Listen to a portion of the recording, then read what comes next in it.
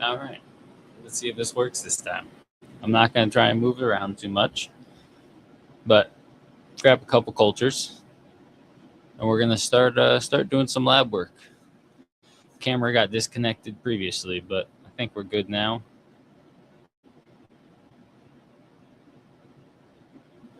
Let's see. I think our mic is fine. Yeah, we'll run with it. We'll see what happens. All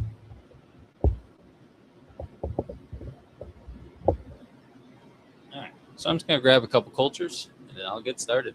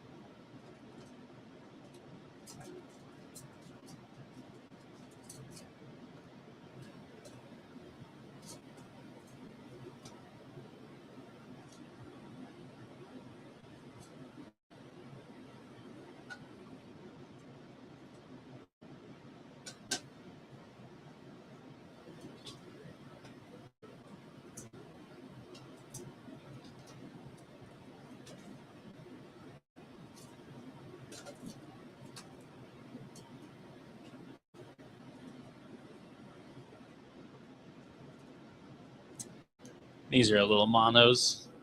Oh, actually, these are some clones. Those are some mono updates. We'll check into these plates later on.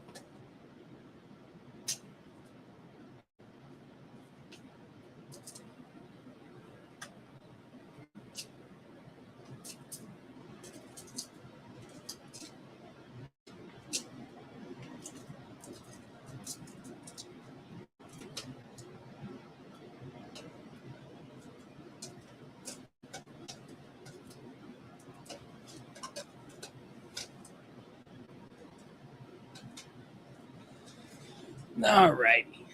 So we've got some plates. Give you guys a peek at all of these before we work with them. A couple technical difficulties before we got started, but I think we should be nice up and rolling. I'm going to get gloved up. We're going to bang out these couple transfers. Nothing too crazy, but just a few transfers for some orders that I need to get done. So we're going to do that, and then we're going to check on some monos. I've got some Lion's Mane from PF James, from Lion's Mane James, and Performance Fungi.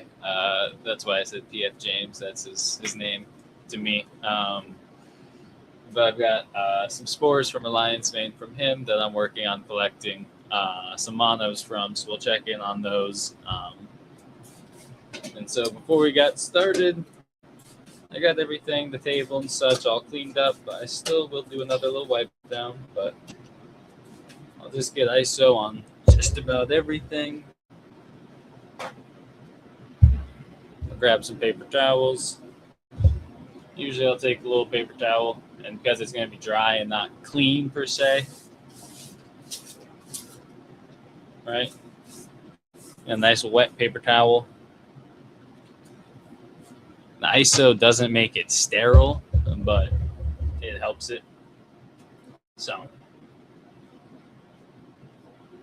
right, get yourself a little paper towel.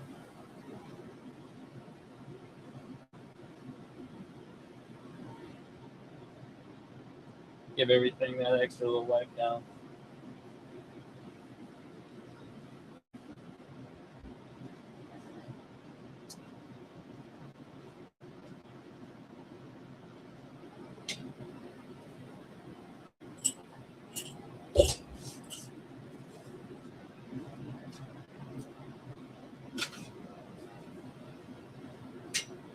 All right. I thought I was ready to fire up the video, and then I was running behind, and it turns out I wasn't quite ready as I'm getting everything out. Sorry about that, but bear with me. You get to see what all I use. So we've got our little stack of plates here. I just poured some fresh plates the other day, so I'll be using some of those. And I've got a couple lion's mane I want to hit onto MYA, a malt yeast agar recipe. But I also added a little bit of wheat bran and a pinch of gypsum too, just to see if the lion's mane, if that'll help the lion's mane. Some of the Coralloides and Americanum, I don't have too much difficulty with, but when it comes to some of the Hericium erinaceus, it seems to kind of be a little bit picky on agar. Sometimes you'll get a couple good transfers, but on a regular malt yeast, they seem to be a little bit picky. It does seem, based on studies and based on what some people say, that the use of a potato dextrose also does pretty well. They benefit when I put a little pinch of wood in my agar. So I'm playing around with some different things, and so I added some wheat bran to my agar, specifically for some of these lion's mane, to see if that can kind of help with some of those other vitamins, some of those secondary compounds and things that it's trying to produce.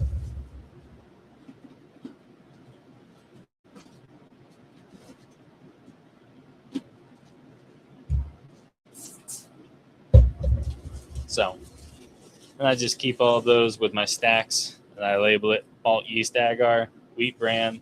And so I'll just, if I need just a couple, I'll just slice these off. I use a little shrink wrap, and you can see those little bits of wheat bran in there, compared to just the malt yeast agar. Right, I have it just as the MYA.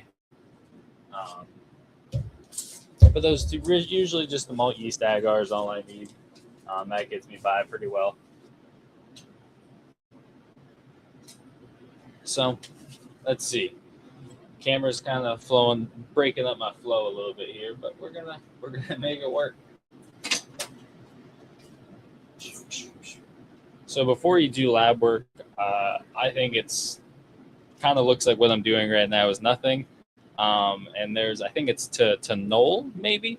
I remember hearing this from a Myco Wizards main cap and stem podcast early on. And I think it's similar to like some artists and similar to some like those doctors and things practicing medicine. That's, I think, to Knoll is, I believe, the word. But it's just before you get started, before you're going to hop in the lab, before you're going to do lab work, before you're going to work with something, you get your whole area set up. You don't want to be, starting to unwrap a plate, starting to get into it. And then you're like, oh, actually, I need to go over here, grab a Sharpie. Oh, actually, I need this over here. I need my grafting tape, whatever it is. Keep everything within an arm's reach that you might need. So before I start and before I do any lab work, that's kind of what I'm doing, is I'm just sitting here and I'm thinking through what I'm about to do, what I might need, and just basically over prepping. So that way, when it gets to the lab work, I'm not doing all these unnecessary movements, swinging around. I'm right here, I'm focused, and I'm ready to actually produce sterile work. That being said, not again. Hold on. I hit my water bottle on the camera cord. That, I guess, is very, very sensitive.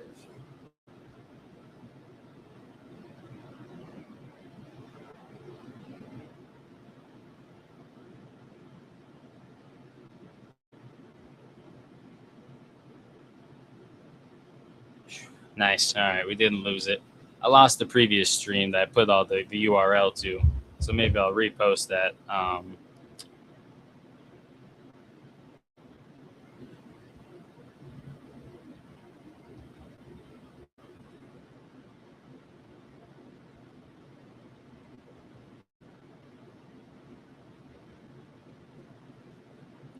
Let me just. I had previously started a different stream, planned on using that, got it prepped up, and then ended up disconnected my camera, and it got a little wonky. So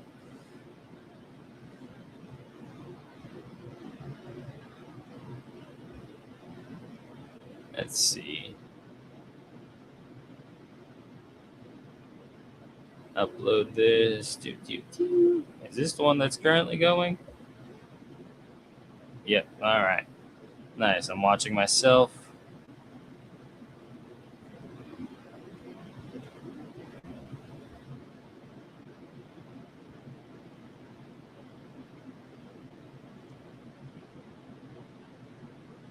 Sorry, guys. I know this isn't very fun, but I'm just typing away on my phone so I can post a little thing in case anyone wants to join us. Because I messed up the live and I had to make a new one.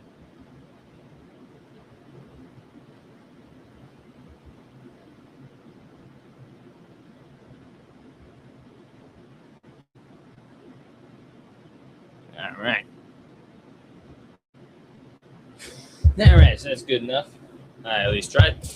Give it the old college try. Now, who's ready for some transfers? I think I am finally. I might have to run out and refill my butane cans outside. But I think we're mint, guys. I think we're ready. So I've ISO'd my hands a bunch, my gloves. I've got my tools ready. I've got a Sharpie. I've got a lighter, a torch. I've got my clean, fresh plates. I'm going to unwrap now.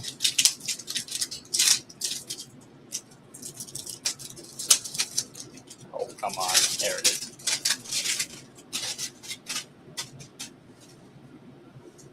And then the wheat bran, I'm not sure I'm going to use all the wheat bran plates. I think I've got, let's see, just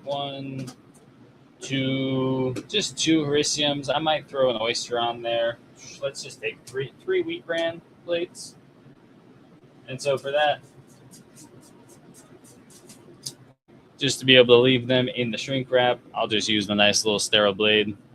You'll see I don't really actually, this is a number 7 handle, I believe, and a number 11 blade. It's the best combo. It's the long john, nice and slim, gets you real good, easy transfers while keeping you away from the plate.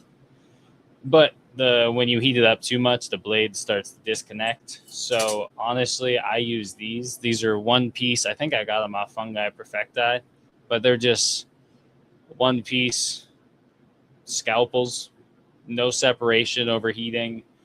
There's not weird crevices, so it's not going to get like a weird contaminant stuck in a little spot. I can hit these with like a really aggressive torch, and they do would hold the heat a little bit more than this one does.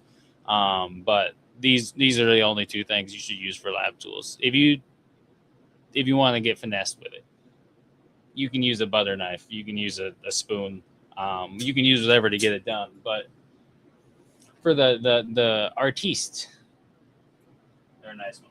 So got 3 of those plates for the Hericium, the lion's mane. I'll set these aside and I'll take care of those in a second before I disconnect some more things. Yeah, all right. So get yourself a little torch, a little sterilizer, whatever it may be. Oh, come on. There it is. You just give these a nice torch, get them red hot. I clean a little bit higher than I need to, but just to make sure anything that comes into contact with the plates is just going to be nice and clean, taken care of. And I'll do like 2 or 3 at a time. And don't be scared. You'll see. Watch, like there'll be a little white speck on here still at the end, but I've cooked off anything, and so it's just ash. If there's like ash or char, whatever ash or char on the end of your blade, don't wipe it off. Right? Don't use ISO and a rag to wipe that off, because if it's flame sterilized, it's sterilized. But as soon as you try and wipe off that little bit of char at the end, you're introducing a contaminant. It's clean to begin with, so don't do that. Yeah, wheat bran. Let's do those first, huh? Let's do the wheat bran transfers. Come on. I usually get into these pretty clean, but I just get nervous on camera. So when I accidentally drop all these transfers onto the surface, just bear with me. So lion's manes. I've got the Uncle Fungus June cut that I will be putting onto both malt yeast agar and the malt yeast plus wheat bran. And so I'll just wipe off every plate, give it a little rub down. But before I get in there, I'll show you the plate after. Once I get my transfers, I'll put it up close to the camera. I want to get my nice clean transfers first, and you'll be able to see that. But before I go in there, basically what I'm looking for is I'm not going to go here, right? This is like, I could have just been gone. I could have gone in too hot with the initial transfer. It could just be a missettling of some nutrients in the agar plate itself. But I noticed this a lot with some different Erinaceous species or Erinaceous cultures that they kind of are a little picky on agar. So that's why I got the wheat brand going. So I'm not going to take a transfer here, right? That's not where the good stuff is. This is starting to get a little too kind of bumpy, lumpy. Looks like it might be starting to fruit. I don't want that. I want to keep it where it's nice and healthy and vegetative. So probably somewhere in this range is where I'm really liking, really going to take a transfer. Where it's nice, clean, even, vegetative. It gets a little spotty here. So let's pick from the nice, even, clean growth. We'll grab 2 transfers. 1 is none, 2 is 1. So take at least 2 transfers. And then we'll do our other lion's mane after. But we've got our sterile blades. I'm going to take 1 wheat bran plate. I'll put that there. So I just have nice, clean transitions. And then you want to make sure that blade is cooled down.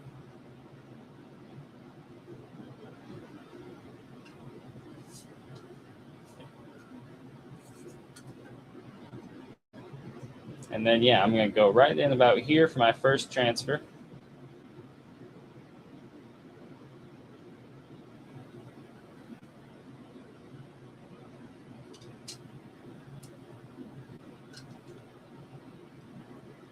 And then that second one, I'll go right here. And so really anywhere on this plate, for the most part, you're gonna, I'm trying to get it on the side. Sometimes I can't side shank it, but basically anywhere on this plate is going to be a fine transfer. In the grand scheme of it, you don't have to be that picky. It's mycelium. It wants to grow. Even if I were to go right here, there's still, you can see, right, there's still strands there. So even if I were to take a transfer from there, it would be able to grow. It's just not going to be quite as healthy. And like I was saying here, it's starting to fruit almost a little bit. It's getting a little lumpy. So especially lion's mane, once it starts to go to mycelium, it likes to stay as mycelium in the vegetative state. Once it starts to fruit, it really wants to fruit. So it takes a few transfers to kind of get it out of the fruiting. So you want to keep picking from the nice, healthy mycelium. So that's where I took those transfers. But really, anywhere here would have worked. And you can see for a mycelium compared to some other species that are maybe a little bit more rhizomorphic or thick and fluffy, it's kind of thin and wispy.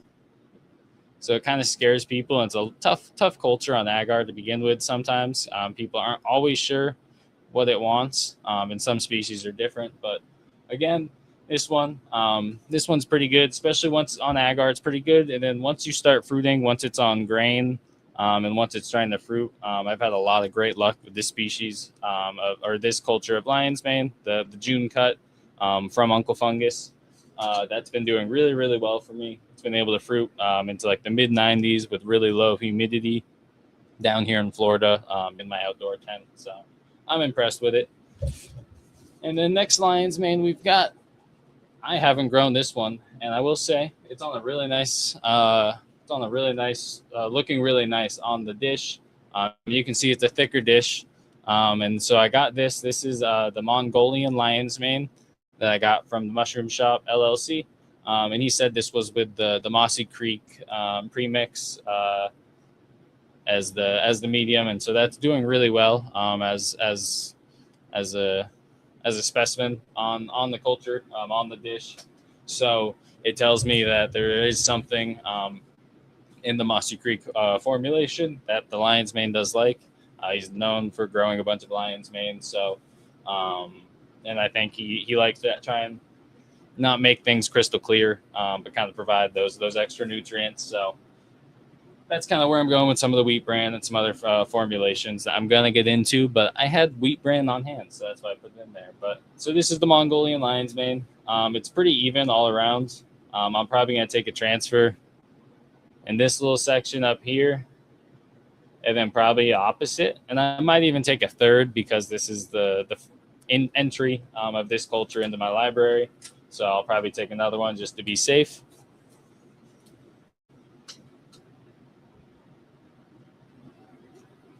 And this is what happens when I'm on a video, guys. I didn't label my previous dishes yet. Who let this man in the lab? Okay, so labels. HEUFJ. That's Hericium erinaceus, UFJ, Uncle Fungus, June cut. And then I'll put that right at the top of the plate.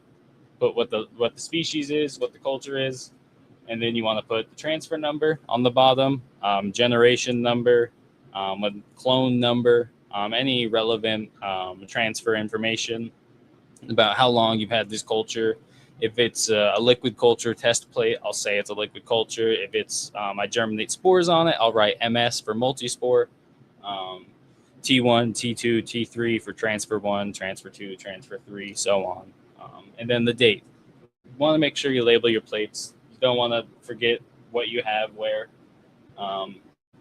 So today's date is 8/3, and that is a C1T3. I knew it. Before I hopped on the video, I was like, I bet one of my first things I almost forget to label. I'm a stickler about this. I've worked in plants, and indoor cannabis up in Maine for a while. Labels are crucial. I've kept cultures for a while, so I'm always a stickler about it. But there was a time talking with Microdex and such on a podcast and upcoming podcast that I didn't just drop. I don't know if he's mentioned. I didn't say anything. And yeah, that's when I get talking. I'll almost forget to label things. So we got that covered.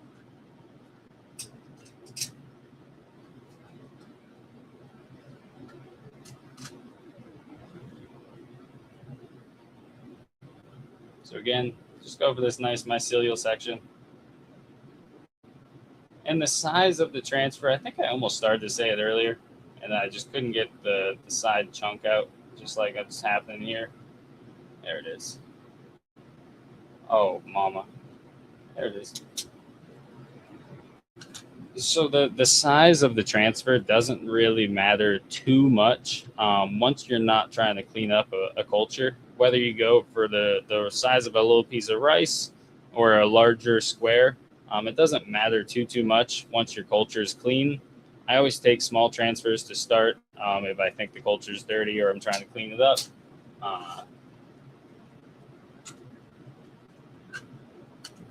But too small of transfers continuously, and you're just kind of overworking the culture, overworking the fungus. It can handle it. Don't get me wrong, but sometimes some bigger transfers are just a little bit easier for it, especially if you're trying to revive a culture. Give it as much mycelium as possible. You give it a bigger transfer, you give yourself more of a chance of that mycelium rehydrating and having some more active cells in it. So the size of the transfer doesn't really matter, but depending on what you're doing, you can kind of use it to your advantage a little bit. And so this is the Mongol. I have a piece of plastic that just keeps sticking to me. All right, so this is the Mongolian. So that's going to be HE Mong. Is probably how I'm going to keep it in my lab for now. HEMONG. So I'm excited to grow this one. Again, I got it from the Mushroom Shop LLC.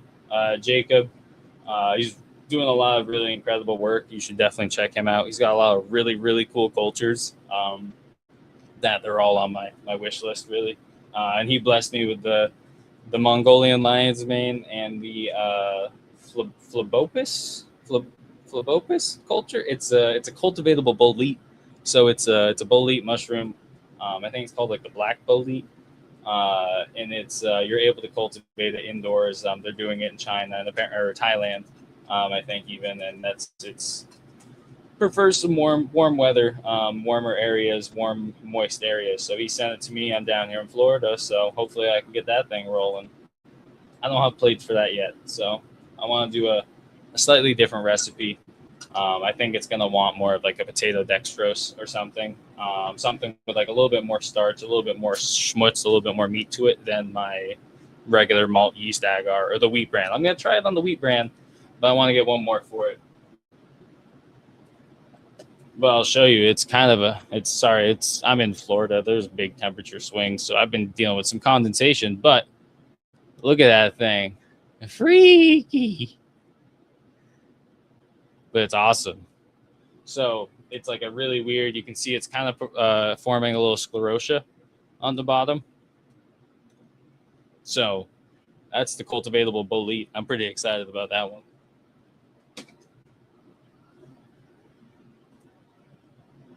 And then while I'm holding it, this is Ganoderma courtesy from up the road that I found at a local park. So that one's looking pretty good. I got to take a transfer out that thing probably in a couple days. I'm not in a hurry for that one, so I'll let it sit for a minute. But all right, we got our Mongolians. We got one more wheat bran plate, so you can see the little specks of the wheat bran settling there. When I poured those, I want to try and keep it. I pour a couple and I give it a little swirl. Pour a couple, give the bottle a little swirl. I don't want it to settle too much, but at the end of the day, it's fungus. They don't really care that much. They're picky, but they're not that picky. They do want to grow.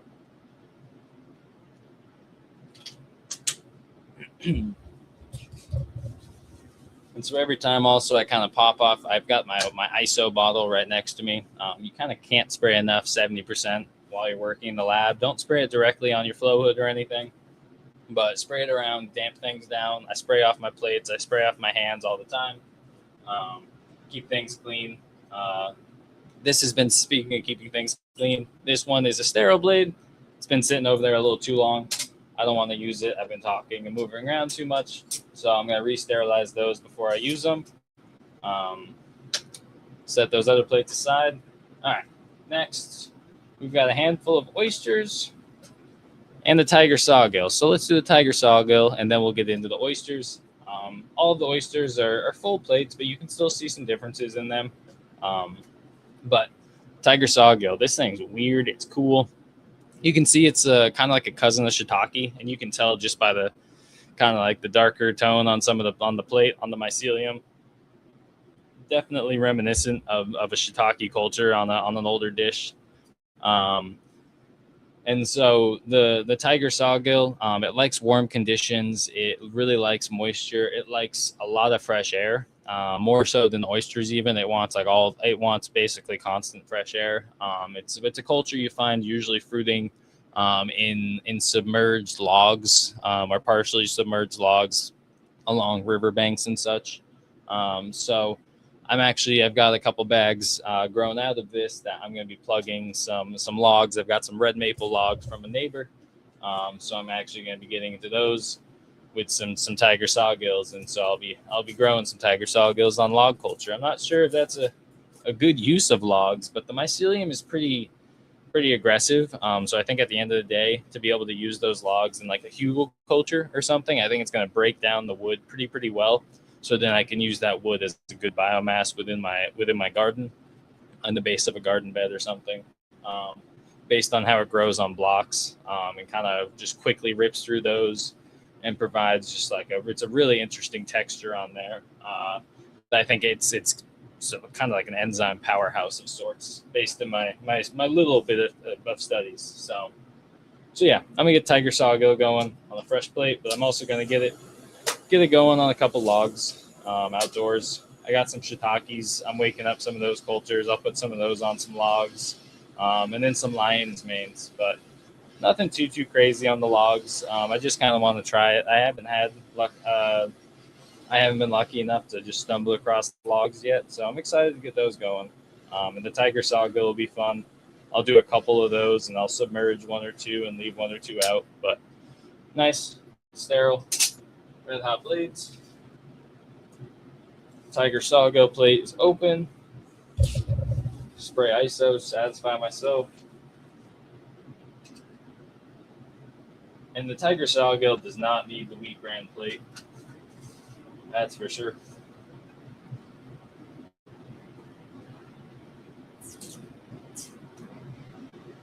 But I'm just sticking the tip right into the agar just to cool it down. You don't want to kind of nuke the mycelium with a red hot, still sizzling blade.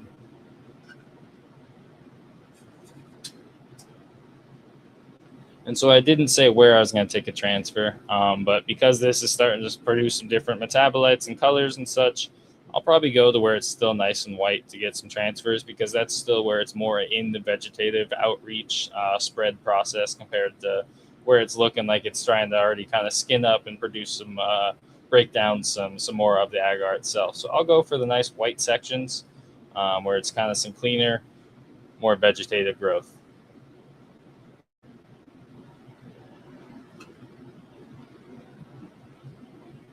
And then even just to show you, I'll get a little bit of speckle in there, but this is one of the most resilient myceliums I've worked with yet.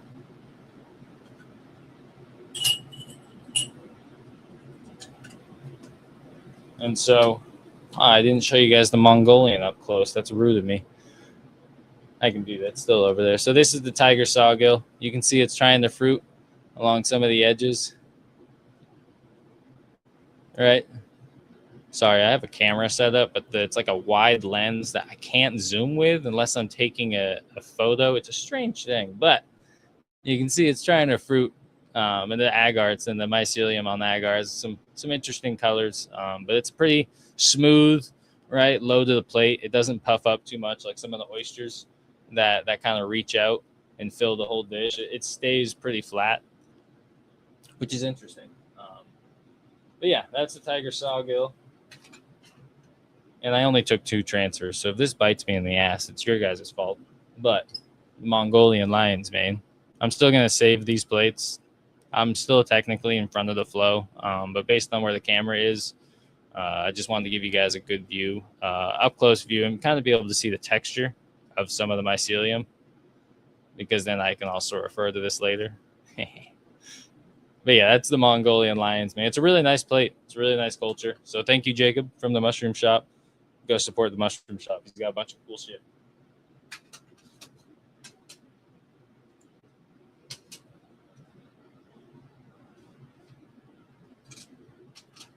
All right.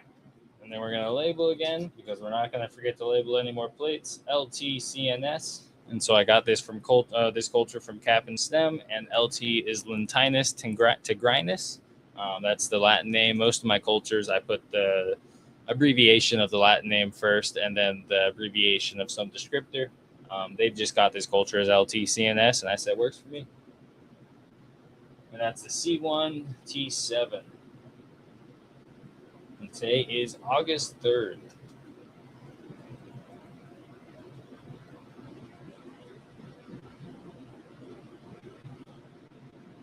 I know that watching me label isn't fun, but someone's got to do it. But you can see, right, LTCNS, C1 T7, date at the bottom. And that way I'll be able to keep this. And I do 2 transfers of everything. These,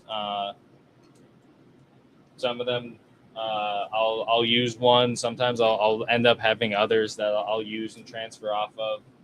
But usually I do 2 transfers of everything, and I'll use one, and then one's just kind of like the backup. You choose the better of the 2. Depending on kind of where you're transferring, the conditions, maybe you do 3 transfers or something. When I first started out, I was using, instead of a flow hood, I had a 20 by 20 box fan with a Merv 7, I think was the pre-filter on the back end. It was a box fan with a Merv 7 pre-filter, and then on the front end was a Merv 13 filter, I believe. Duct tape to kind of create a good seal. And I was doing a bunch of transfers, and that's like the Broke Boy FFU, or Broke Boy flow hood, if you look it up online. Whitebeard has done a bunch with that. So thank you, Whitebeard, for that. That got me started. But that's when I would take more like 3 transfers, 4 transfers, getting started, just to be safe, make sure I had everything backed up. Depending on conditions, take 1 transfer or something, put a couple on 1 plate, keep an eye on it. As they grow, oysters are pretty fast. But as they grow, if there's anything that pops up, right, you can put two transfers on here of the same culture, and maybe this one looks good, this one doesn't. You can take that one off. But depending on how many plates you have access to, I know they can get expensive and out of hand pretty quick. So if you can save plates, I mean, you need to, definitely. You can just keep an eye on things and use less plates, kind of work faster. But 2 transfers, I've probably, in the last 6 months, I think I've lost 2 plates. Like, it's pretty minimal. Once you get a good system down, I don't really lose any plates to contamination. Every so often, a plate will get a little too condensatey and kind of get a little bacterial in there as the water flows around everywhere. So that's why you don't want the condensation. But with a good system and good healthy cultures and a good clean pour, so I'll pour agar and then I'll let it sit for a handful of days just to be sure if anything's going to grow or sporulate onto the plate, it would have a chance to do so before I put a precious culture onto it.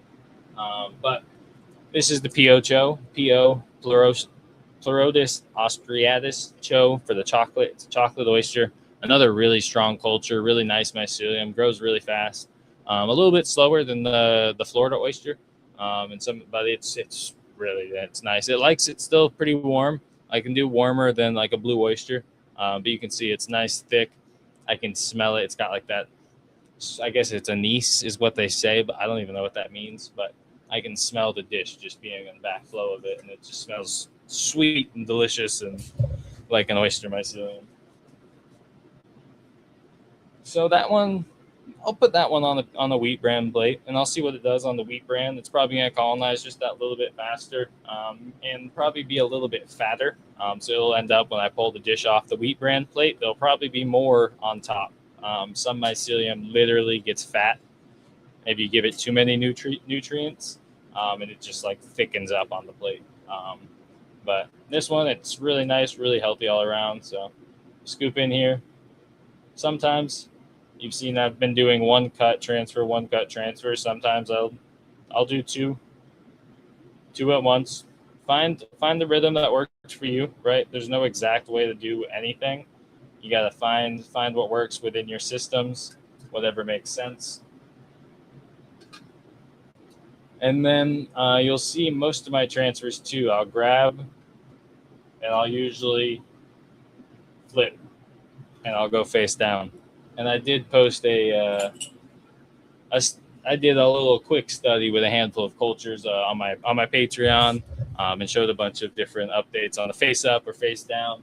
But I'll break it to you guys. It doesn't really matter, especially if it comes to oyster cultures and oysters, and some Ganodermas and some cultures that are ripping and running. Whether it's face up or face down on the plate, it doesn't really matter. If you're reviving an older culture, I like to go face down. Face down keeps as much surface area with the moist agar, so that gives you the best chance of success, but it doesn't really matter. So, P.O. Cho.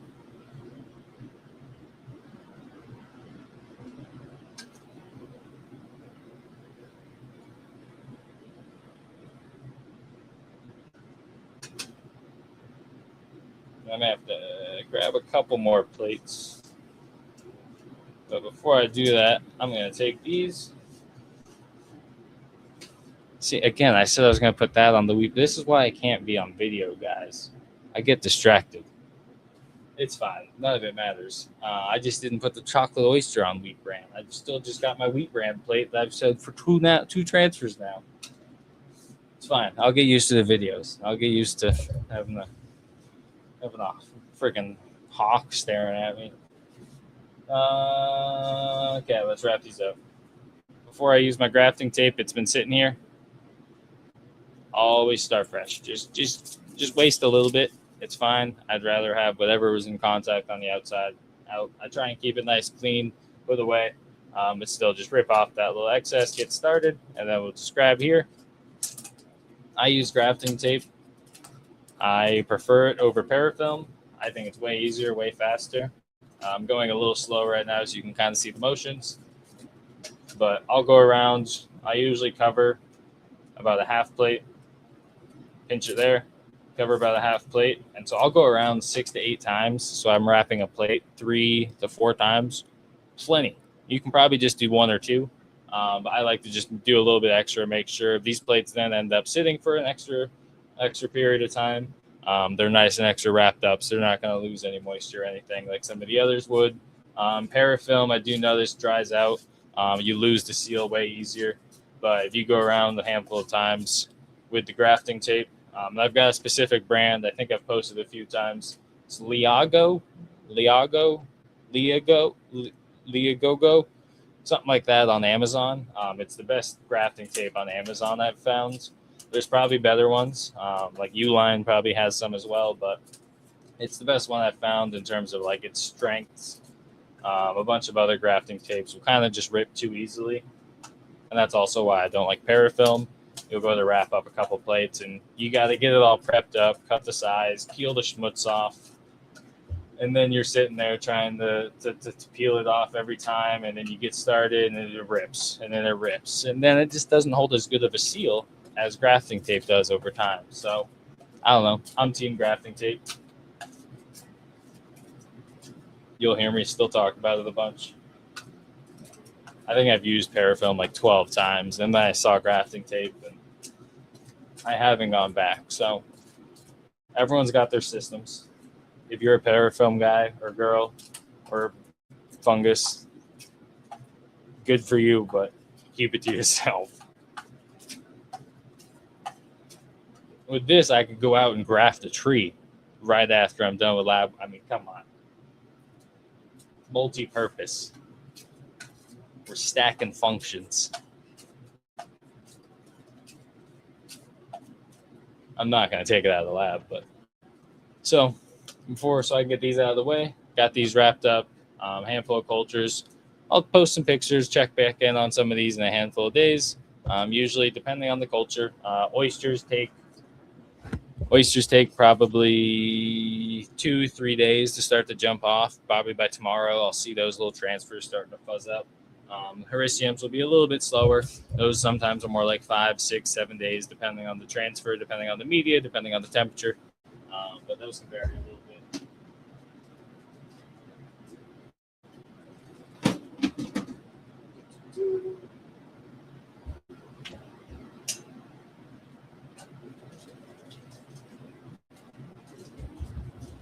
All right, more plates. So I only need 3 more plates, but I'll grab another stack and I'll find a couple other transfers that we can get into while I'm here. There's always a couple others I need to get going.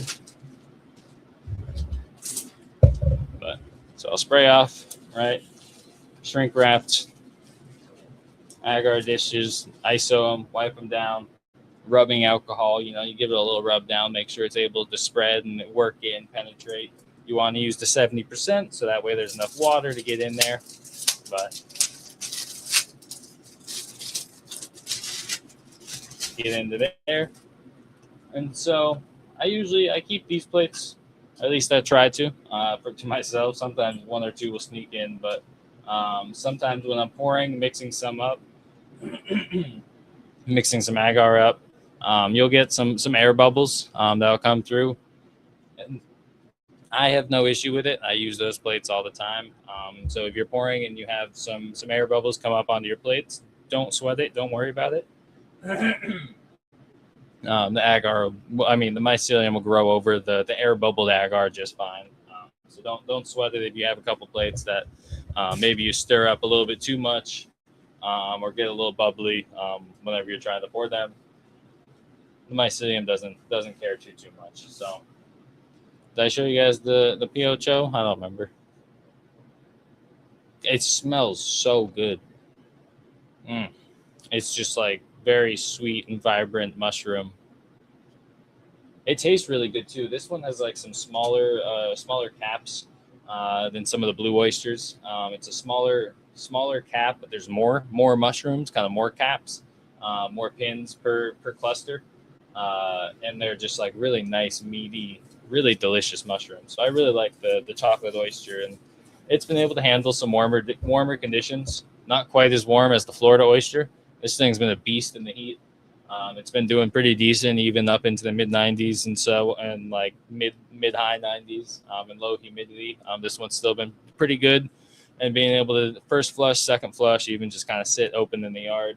It was flushing around my banana tree the other day, and I just picked off another flush earlier. So that thing's doing pretty good in the heat. I'm quite satisfied with that. So I'm gonna get some spores off of my next grow. I want to get some nice first flush, really nice spores. So I didn't collect any today, but it's a really nice culture. So I want to definitely work with that one.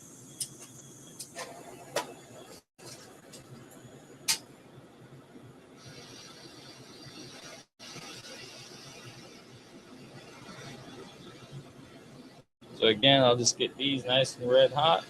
Some people there's the thermohelix and some really nice sterilizers out there. I'll get one, but for now, an old dab torch works. And so heat those up till they're red hot. And I'm just going to give those a hot second.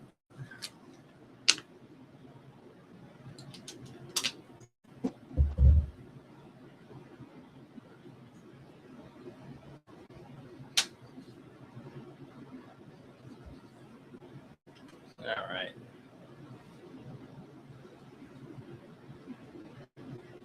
Make sure all this is still rolling. All right. So the PO Florida. Grab two of those actually on accident. So I gotta grab another plate. But PO Florida. Take our blade. Take our other stack of dishes with our wheat bran on top. And so anytime I move around, see I'm keeping that blade just pointed right towards as close as possible to the flow, all blowing towards me. Whenever I open the plate, I want to keep the plate as the front airflow and not really be in front of it too much. So make sure that's cool. Nice. All right. And so again, this one, it's nice, grown out, pretty even. It doesn't really matter where I take a transfer. If it was still growing out, ideally you kind of hit them while the mycelium is still running actively. And so you'll take it from that outside leading edge, like right here. It's a little wiggly up there, not bad. And so sometimes with the non-super sharp blade, I'll get a little mycelium stuck to it. But again, like I was saying earlier, you can make transfers with a spoon as long as it's sterile.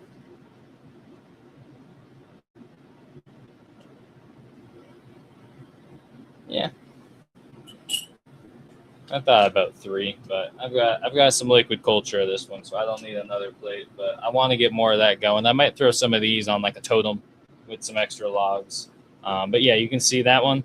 It doesn't smell quite as strong as the chocolate oyster, as the mycelium, but really nice, really even, fluffy, but not too fluffy, right? Not all over the dish. A little bit younger of a plate by a couple days, but still really nice culture.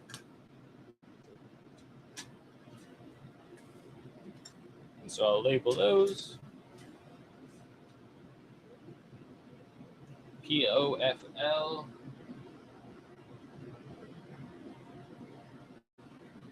So I always try and make the labels as soon as I make the transfer. There's been times that I'll make the transfer POFL, and I'll just leave the plate.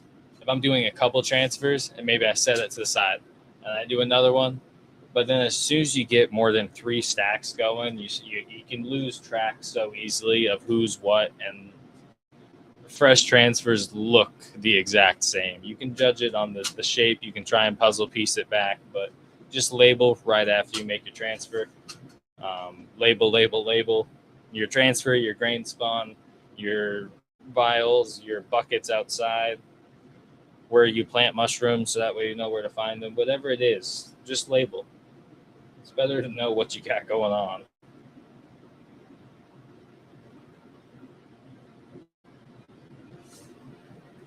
right. Now we got PPPO, which is Pleurotus not popular. Why can't I think of what it is? It's not populinus. That's the other one. Pulmonarius, Pleurotus pulmonarius. Good lordy. Yeah, this is the Pleurotus pulmonarius phoenix oyster. So that's the PPPO. I don't want to write phoenix oyster every single time or Pleurotus pulmonarius. So PPPO, again, fits in with all the type of abbreviations I have for all my cultures. And like all the other oysters, this one gets a little bit more webby in the center. And as it gets a little bit older, I don't know if you can see, but it's almost starting to go it'll go off color and then kind of yellow metabolites in the center a little bit faster than some of the other cultures. But still, it's really fast. This one does really well in the heat. It's been up there with the Florida oyster in terms of its time and ability to fruit in the heat. It's a little bit thinner of the oysters. The Florida oyster is a little bit thinner, but the Phoenix oyster seems to kind of be stuck thin. It can get a little bit meatier, but it wants to be a thinner oyster. So I like it, but I'm not like in love with it. But it does really well in the heat. So this time of year, beggars can't be choosers. But not too much, right? Not too much on top of the plate. It's not as thick and fat of a mycelium as that like chocolate oyster is, but really nice, healthy dish. Again, these are all on malt yeast agar. That's basically what I always use. Sometimes I'll add a little wood. Sometimes I'll add a little charcoal, or sometimes I'll add a little grain water just to kind of keep their metabolism rolling. Come on. Don't want them to kind of get like enzyme blindness or metabolism blindness, where they're or diabetes of sorts, where they just feed them a bunch of sugar every single day, every single plate, and so then they're not able to actually process things. That's why I like to put the wood in the agar sometimes. If I've had a culture running for a while, you give it a little bit of wood, it gets some of those lignin breaking down enzymes active, and some of those other just pathways that it hasn't used while it's just breaking down some sugar. So a little wood in your agar sometimes can kind of kickstart the culture. That's why you kind of want to take from spore, take clones every so often. It kind of refreshes that mycelium a little bit, keeps things rolling. Because if it's just on one substrate forever, if I just keep it strictly YA, every single transfer, constantly making transfers years on end, I imagine if I then were to try and change it to a charcoal PDA with something else like wood or something, I'd be like, what is it? And wouldn't know how to break it down. So every so often, just give keep them on their toes. Never let them know your next move. Put a little something weird in your agar and make your mushrooms kind of work for it, and keep that metabolism going.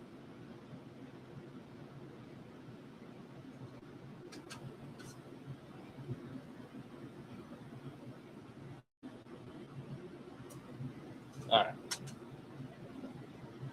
So I got that. Got those. We wrap these up. And then I got to find a couple more plates because I got to make a couple more transfers. I got all these plates out now.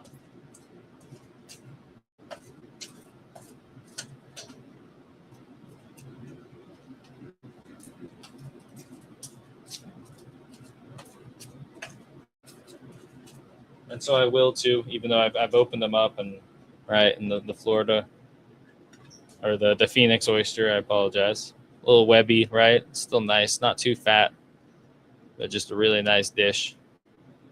Nice culture. The oysters really just work with you well. I've opened these and shown them to the camera. I'll probably still wrap them up just in case. And then in a couple weeks, I'll just probably end up tossing them or scooping them into the garden or something.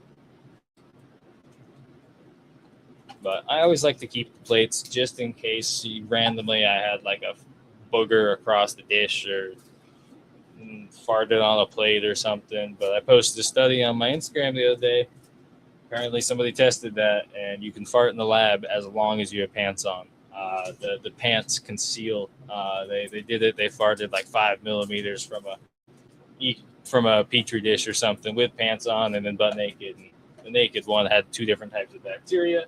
It had like a a gut bacteria in the center and then a skin bacteria around the outside. But if you got pants on, you can fart all you want. You probably still shouldn't. I don't. I'm not doing that right now. I got clean cultures, but just saying.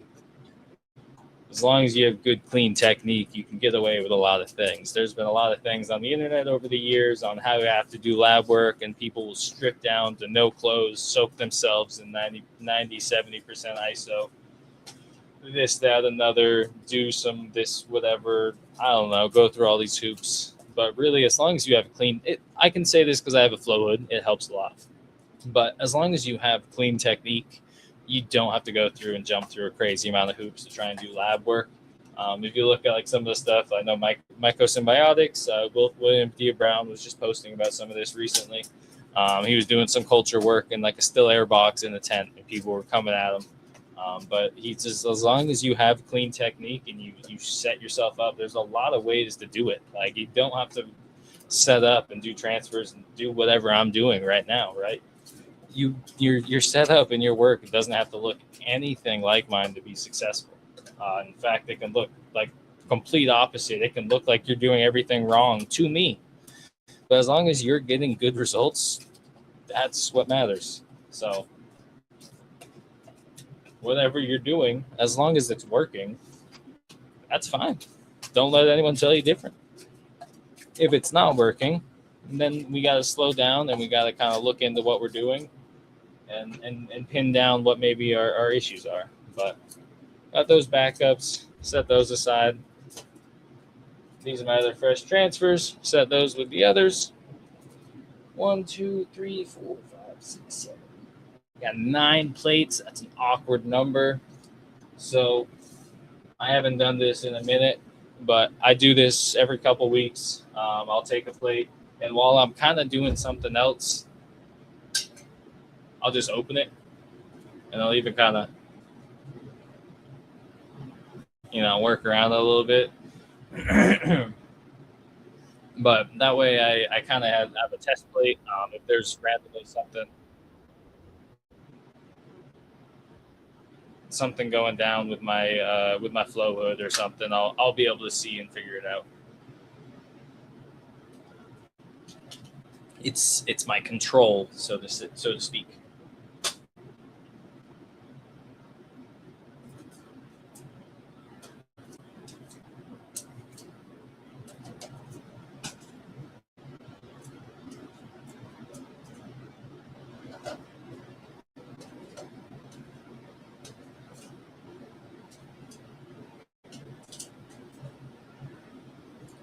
All right, we got one more plate I gotta do. I've got plenty, but I'm picking and choosing right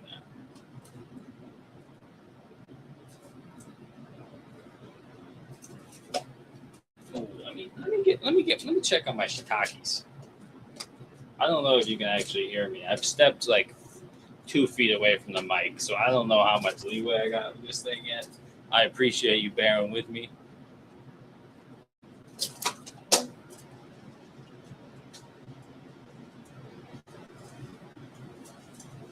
But my shiitakes are in this stack.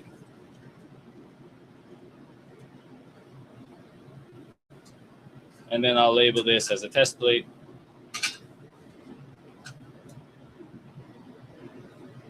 And that just makes sure, basically, right, having a test plate. I'll wrap it up and I'll just leave it. And this is my air bubble plate, one of the air bubble plates. So I'll just leave this that way in a handful of days. If something's growing on it, I know that, oh, shoot, I got to check my cultures because something was wrong with my flow hood. So that's our tester plate. Those are more plates. That's that. And then we are going to do, not this one, but this is a turkey tail, nice and grown out. You can see it's a little bit more like textured, spotty than some of the oysters. It's a similar texture, but it's got a little bit more like freckles or roughness to it, right? You can see kind of all those little bumps. But the turkey tail, turkey tail produces a lot of enzymes. Turkey tail is a really interesting culture. So I got a few of those going. Purple Mukataki, it's a weird culture. I haven't gotten that to work with me yet. White Anokis, no, there it is. There's some shiitakes. So we've got the LS S75. I was looking the other day, and I want to say this one was a little bit inconsistent. And maybe smaller yields, but maybe does a little bit better with some of the warm temperatures and more tropical-ish. So the S75, I believe, is a nice shiitake, and you can see it's got a thinner structure as it's reaching out. You can see it's not as strandy as some species, like the lion's mane. You can see the individual strands more, and this is kind of more spotty of sorts. I'll show it once I get into it a little bit, but the shiitakes are interesting. Got two different plates here. You can see I got this is the LE321, another shiitake, and so this one is just producing a little bit more of those. It's kind of texturing up a little bit faster. It's a little bit further along than this one, which hasn't quite doubled back to kind of thicken up like that. So I'm gonna roll with this one as transferred for transfers. Bless me, Jesus. And then let's see. That's another LE75. There's more. Got the polychromum. That's a really nice culture. I might get that one back up and rip in. And then I've got the 3790, which I don't believe. I can't remember if it was the 3790 or the 3782. One of them doesn't do well in the heat. If you know if it's the 3782 or the 3790, let me know. I can't remember. I don't have the 3782 anymore. I don't know where that went. RIP. I lost that in the moves. But, all right, we're back. We are so back. More transfers. And then I'll look at some plates, and we can talk about some monos. If anyone has any questions or anything comes up, holler at me, let me know. I'll answer whatever comes up. I'm not positive how well all of this is coming in. It looks like trying to tune in myself to the stream. It looked a little blurry. I don't know how blurry it is, but, bear with me, guys. Keep tuning in, and we can get some improvements. So if it's blurry now, think about how nice it'll be whenever we reach the clarity and improved technologies. So maybe it looks crystal clear. I don't freaking know. But thank you for being here and joining me in the lab. I do appreciate it. So we'll do some more transfers. Let's see who we're getting into. This one is a water agar. I wanted to kind of give this culture. This is a Pleurodis populinus, PPOG, because I found it in Ordway Grove up in Maine. But I put it on water agar just to let it kind of stretch out. Sometimes I'll put stuff on water agar just to make sure, give it a chance to kind of reset of sorts. Make sure everything's clean and nice. But wipe these down, spray them down with some ISO.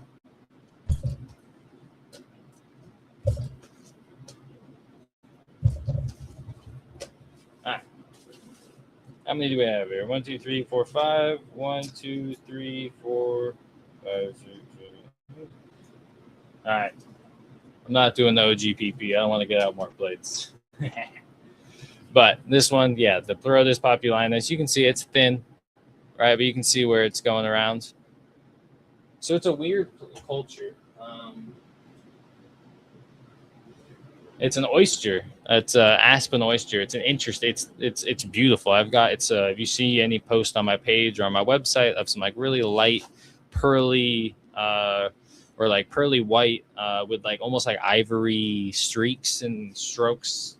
It's the aspen oyster, Pleurodis populinus, the PPOG. But it's like a weird culture, right? It's not a bad plate, but like you can just see it's always a little uneven, and it likes to produce a little bit of metabolites. It grows just fine, but it's like the cooler weather. I haven't gotten it going lately. But it's an interesting oyster. It smells. I don't know. I'm not good at describing the smells, but it smells. I'll tell you that. It's got a good oystery, anise, licorice, sweet with like a little fruity I don't know. It's really nice though, but it can produce some really nice oysters. It likes the cold weather a little bit, so I haven't gotten it rolling. But I'm gonna try and push it, collect some spores, and at least just have some spores in my back stock of it because I don't think I have any.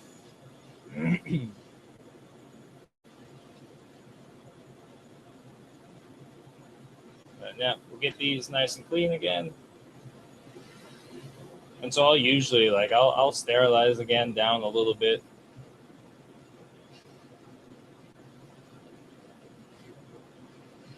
Just to make sure it's nice and clean. Everything that's going to touch the agar be above the plate.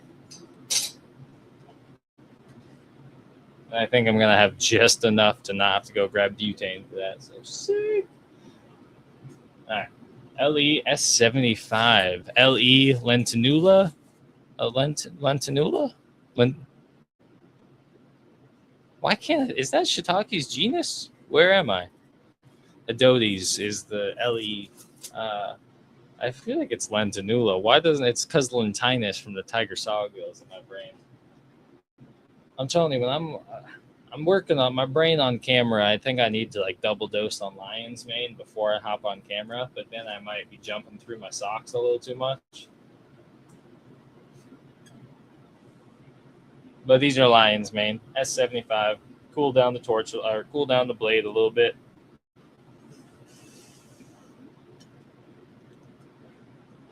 And so I actually haven't had these cultures going in a little bit. I took these out of vials recently, woke them back up for my logs. And so it's all pretty clean. The culture's a little bit further on this side, right? You can see. So I'm going to take some transfers from over here where the mycelium is just still reaching out more. It hasn't hit the boundary quite as long ago. This is where it's just doing more of the replicative mycelial vegetative process on this side. So that's where I'm going to go. It's hit the edge, but it hasn't doubled back to the edge. So that's where it's going to be some really nice transfers, and I'll get the best. I kind of leap off on the next plates is if I go for some of these outside areas.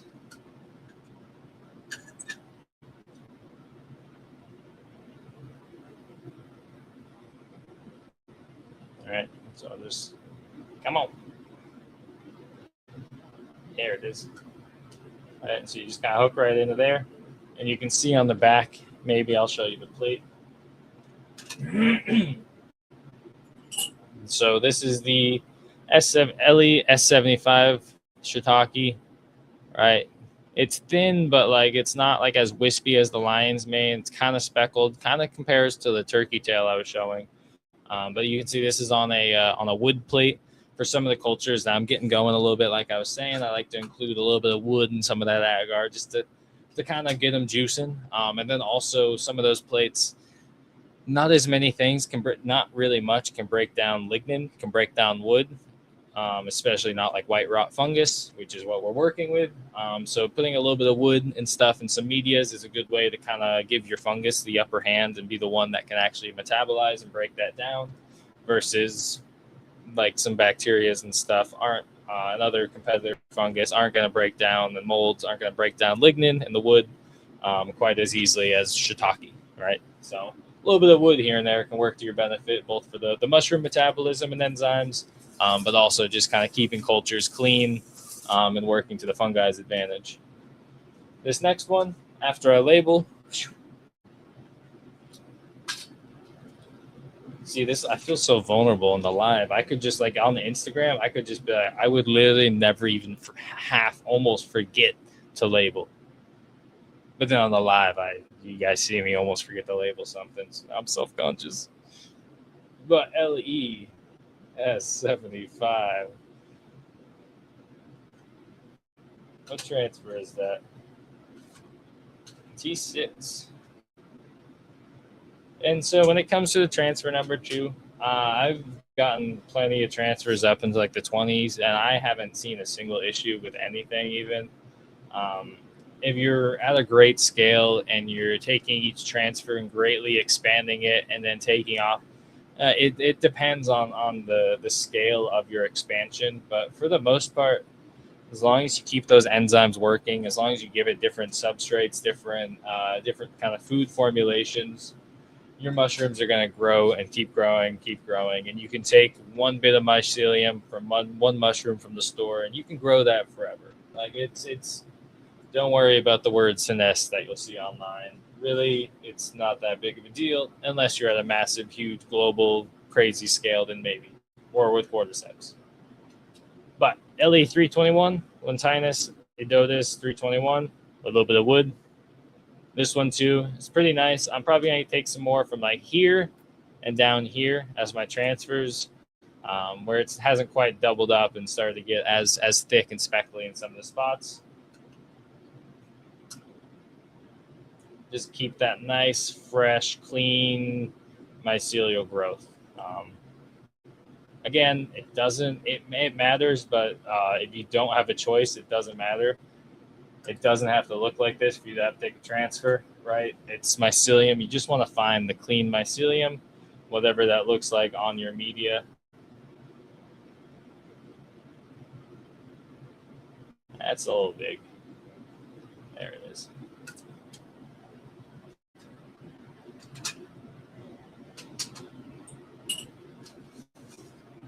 And label those after I show you.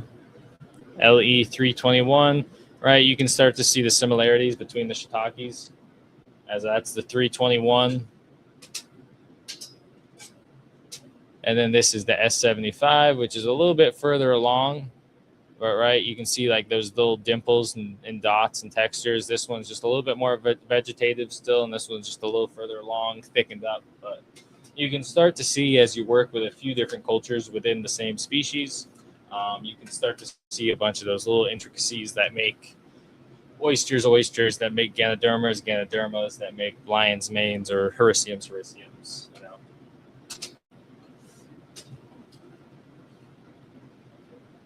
LE 321, T7.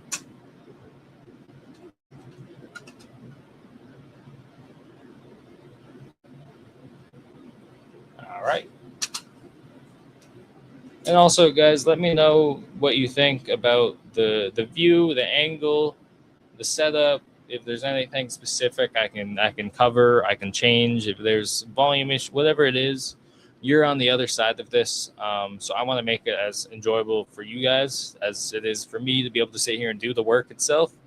I want to make sure it's coming through clean, clear.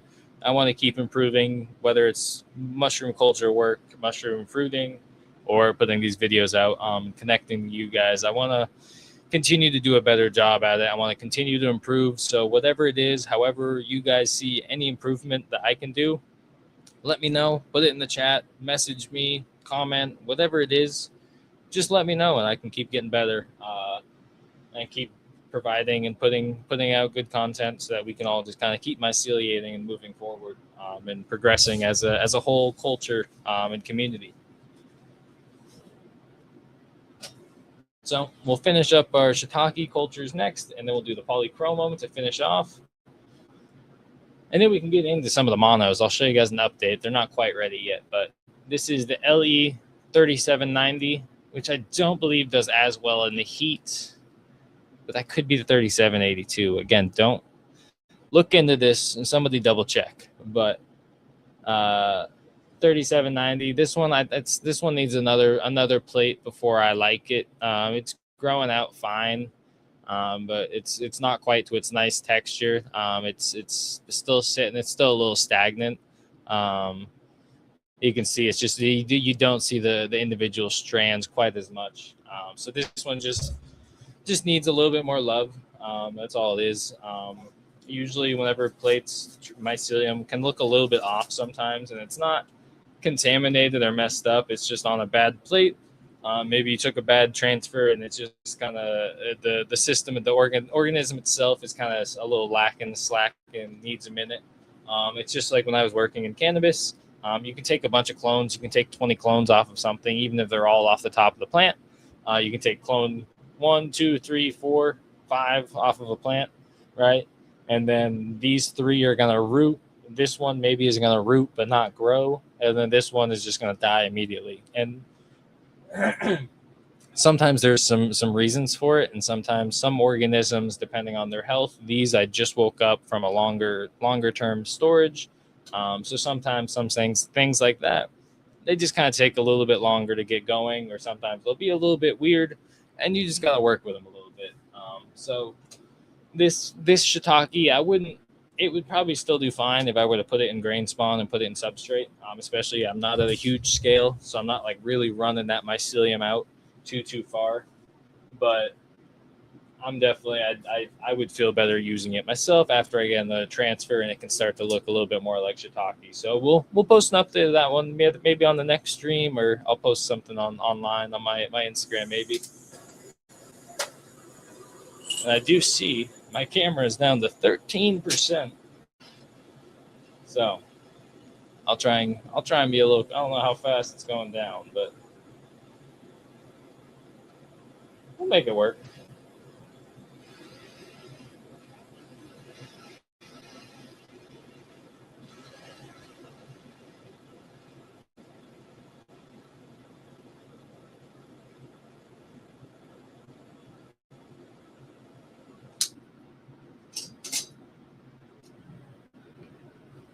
All right. So I'll take that, dip it right into the sterile agar. I don't know if you can hear that sizzle all the way over there from with the flow hood going, but I'll dip it in, stab it a few times. Like I was saying at the beginning of the video, these stainless steel one-piece scalpels I use are a little thicker metal, so they do hold heat a little bit longer than some of the standard blades, but I like the one-piece, less waste kind of aspect. But let's see. So this one where I don't really love the mycelium, right? I'm not going to go in this empty patch, and I'm not going to go in this little bubble that's kind of there. I'm going to take a transfer probably here, and maybe in this section, maybe in this section. I'm probably going to go up here where it's a little bit thicker. It's got a couple little speckles. I do like that a little bit. And either one works, right? At some point, it matters, but it doesn't really matter. Now, if these were for an order for customers or something, I'd be more picky choosy.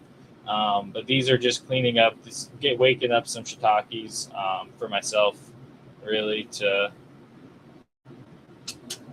get those logs going outside. So we'll check back in on this one. It should look a lot better, more like some of these others by that next one. It's just waking up, but you can see that one too. A little bit of wood on there. That's the LE 3790. 3790. I don't know who's named all the shiitakes. Like every other culture, I think has cool random names, whatever it is. But like all the shiitakes are just numbers.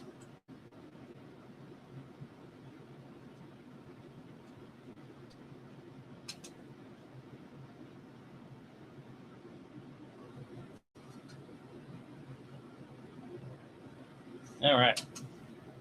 Last but not least, one of my favorite cultures, myceliums I have, Ganoderma polychromum. I got this one from Microdex.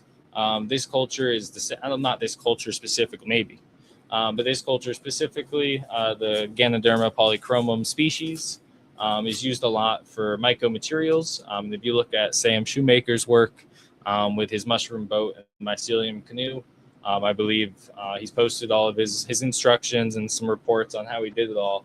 And in that, he does state that he uses the Ganoderma polychromum. This one, if you let this grow out, I might need to use this. I might need it today. Some of the reishi, I need to use a really sharp blade, fresh blade. I can't use these older things that have been put. I've been using these for like 2 years now. Some of the reishi, they kind of struggle to break through. But let's see. Nice. It's like butter. But this culture, the Ganoderma polychromum, unlike a lot of Ganodermas that you can kind of leave them in the bag and kind of top fruit the Ganodermas, and produce antlers. The Ganoderma polychromum, I haven't gotten this one. Maybe some other cultures do. Maybe some other people have gotten it to work. Come on. But I can't get this culture to antler.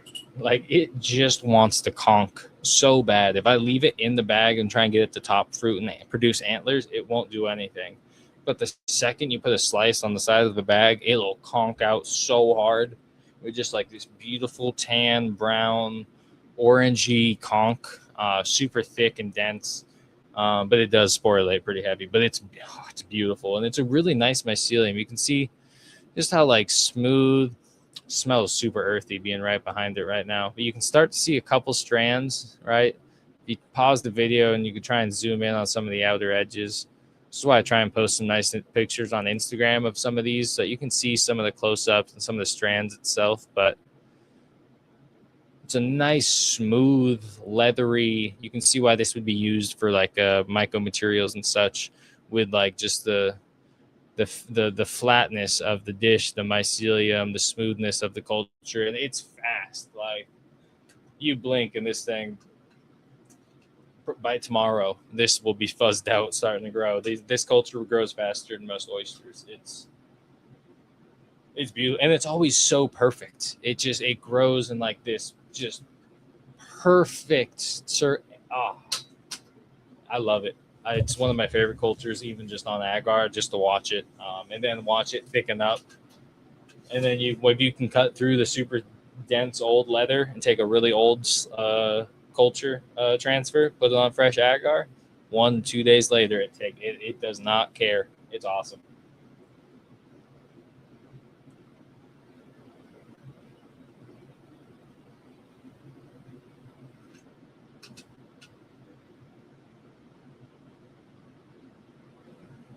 All right, so my camera's at 9%, but those are my transfers. That's all I needed to do for the night. Probably as soon as I finish this video, I'll be, actually, I needed to do all of these transfers, not those. But that's fine. I'm going to wrap these up real quick. You guys can watch me wrap these up. And I'm going to talk just a little bit before my camera dies about some of my spores and some of my monos that I've been working. I'm trying to collect spores and isolate single spore germinations, which would be a monokaryon, to produce start breeding my own lion's mane and start to try and find and work some nice heat tolerant Florida proven cultures that I can put outside.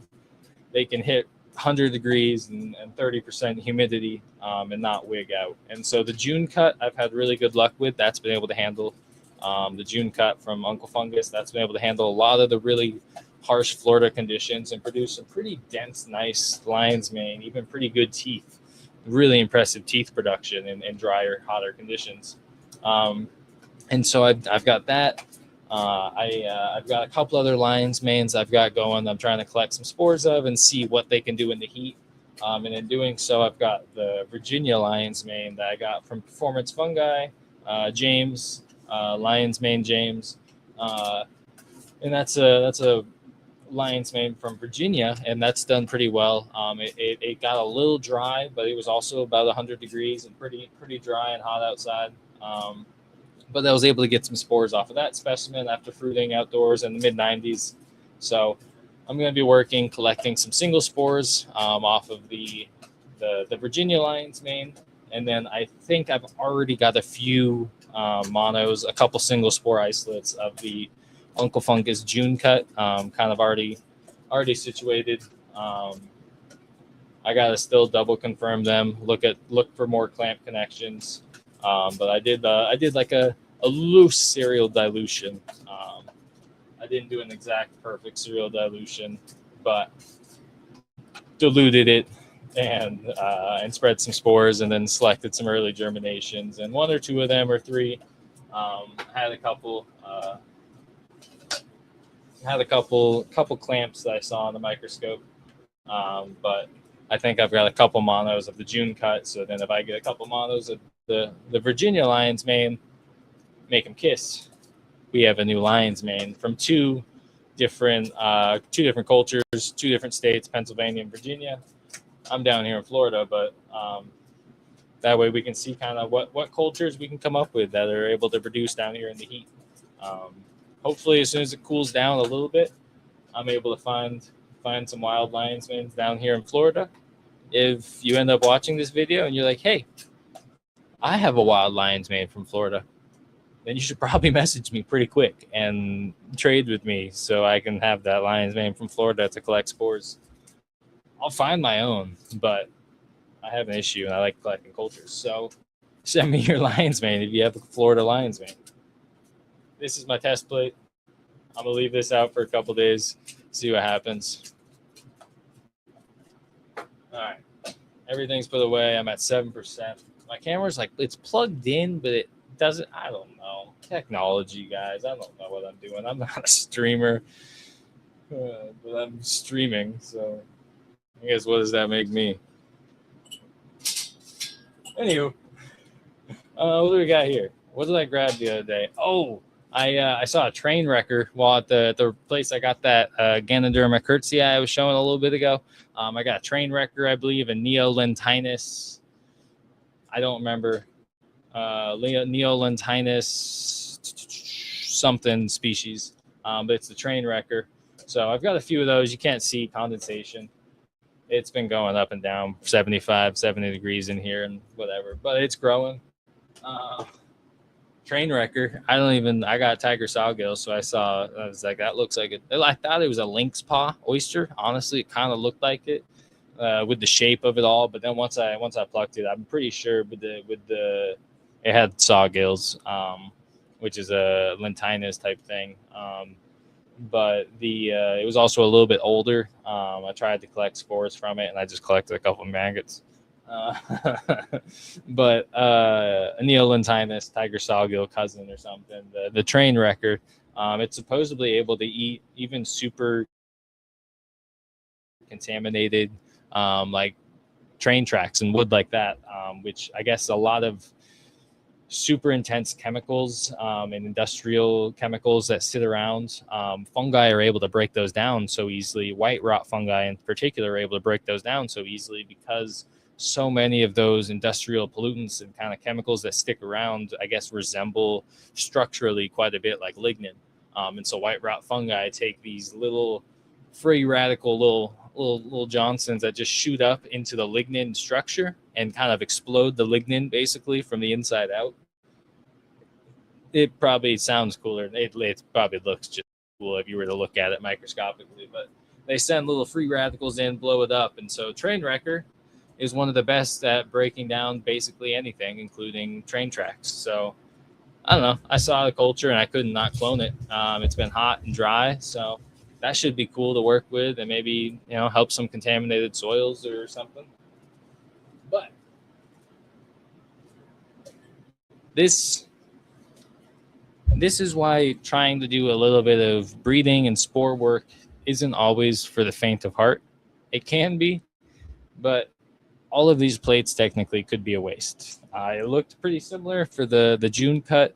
I'll do a specific video. Maybe next week I'll dive more into the monos as I get an update on some of these, or in coming weeks I'll do an update and a deep dive into more monos and breeding when I have the camera life. But all of these plates are spore streaks. And so some of them might germinate, some of them might not germinate, some of them might have way too many spores.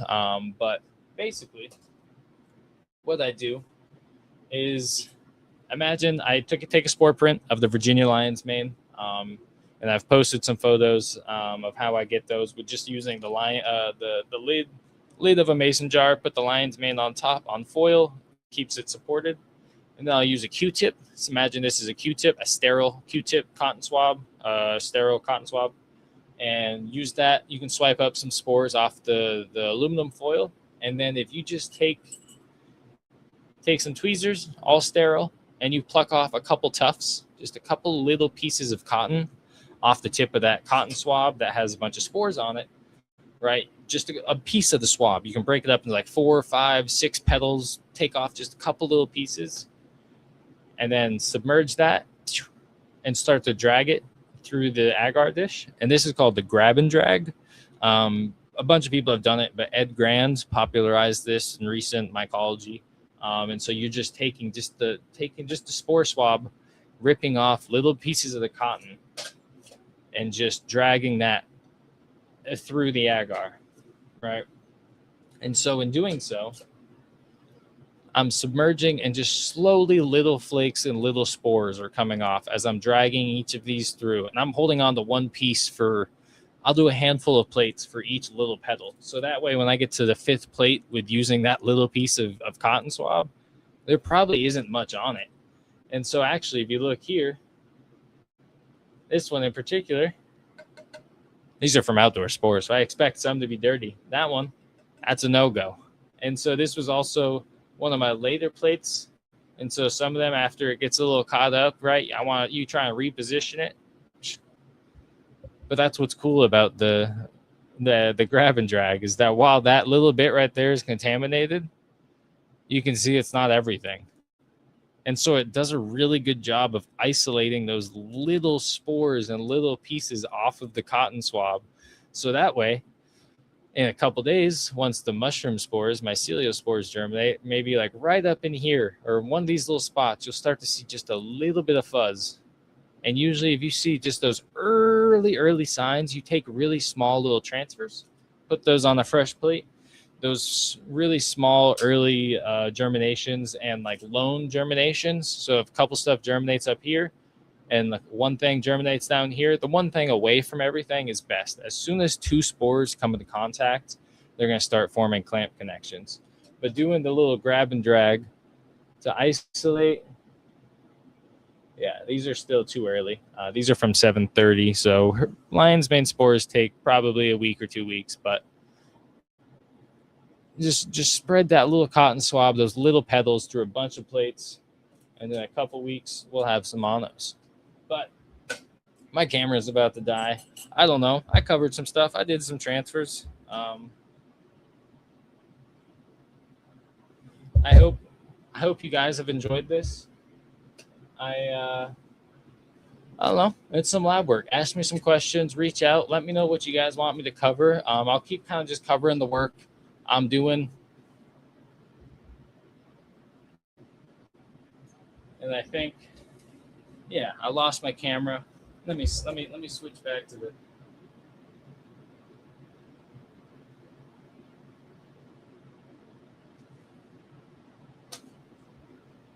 Right.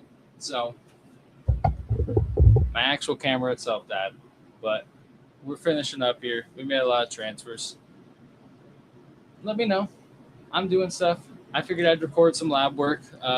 It could have gone a little smoother, but I'm not used to having a camera, staring at me. But let me know. Let me know if I should change up my angle, change up the lighting, how the sound's coming in, any adjustments, any species you want me to show off. I've got a bunch on my Instagram, on Discord. Go through if there's anything in particular maybe I haven't talked about, or maybe I haven't shown in a while. Whatever it is, whatever you're interested in trying to get into, let me know. That's really what I'm trying to do with Swamp Fox Fungi, is just get people more connected to nature, get people more connected to fungi, get more people growing. I'm down here in Jacksonville, Florida, and there's a lot of cement, like a lot of cement, and a lot of people, and not that much greenery and fresh food, and not many people growing anything, right? Every restaurant I go to, there's one thing on the menu that does say made with mushrooms, but it's, it says sauteed mushrooms or fresh mushrooms. It's like, what's that? Fresh plants? I have meat. I have fruit, right? Like mushrooms is vague as hell. So especially being down here in Florida compared to Maine, when I'm in Maine, if I mention mushrooms, there's people grow their own stuff up there. People are more connected to nature. Down here, kind of, I'm a little out there on some of them. So I'm working on connecting more locally, doing more stuff with fungi in the area, and just kind of furthering fungal literacy and just that connection to the natural world. I love growing. I love cultivating. So I'm going to keep showing you guys how I do some lab work and how I do some culture work, and how I'm doing some breeding to keep some things going and rolling, because I love that. But I also love the garden work. So I want to connect the two, and get more people involved. I'm not an expert in everything, so there's a lot of other people and a lot of other things that I'm going to bring in some other people so that we can talk to some more professionals, maybe do a little podcast of sorts, maybe more of just a sit down and chat rather than a podcast. But we're going to be getting into a bunch of cool stuff. So I appreciate everybody for tuning in, whether you're tuning in live. I super appreciate you. But tune in later, whatever it is. I'm Cole, Swamp Fox Fungi. This was a live swamp session in the lab, making some transfers, showing off a couple monos and drags and plates, and talking about some different techniques. So if you learned something today, let me know what you learned. If you didn't learn something, let me know what you want to learn, and I'll cover it next time. So thank you, guys. Enjoy yourself. Have a good start to the week. Stay swampy. Keep myceliating. Thank you.